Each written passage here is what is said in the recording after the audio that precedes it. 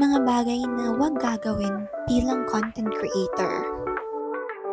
Hi amazing people! It's me, Sesa, and today pag-usapan natin ang mga bagay na hindi mo dapat gawin bilang content creator.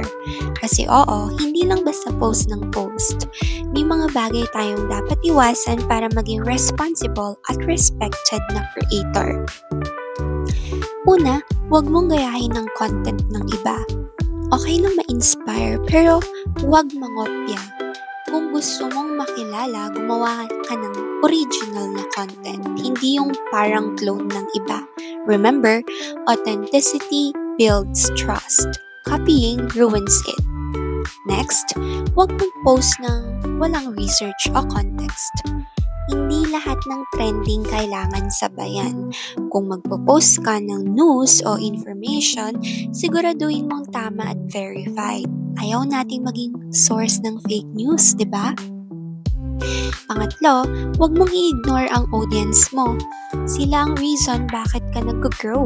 Kung may nag-comment, mag-react, o nagtanong, i-engage mo sila. Even a simple thank you or heart react means a lot.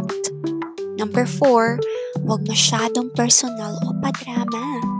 Hindi lahat ng bagay kailangan i-post. Protect your privacy. Hindi mo kailangang i-share lahat ng problema o issue online. Keep some parts of your life offline para healthy ka rin mentally. 5, huwag mo kalimutan ang consistency. Mahirap mag-grow kung once a month ka lang mag-post. Consistency builds connection. Kahit short content, basta tuloy-tuloy, makikilala ka rin. At last, huwag maging negative sa kapwa creator. Support, don't compete. Walang masama sa friendly competition, pero iwasan ang hate, bashing, at cancel culture. Mas okay ang collaboration kaysa comparison. Ayan na, mga amazing people, tandaan, being a content creator isn't just about fame. It's about responsibility, creativity, and connection.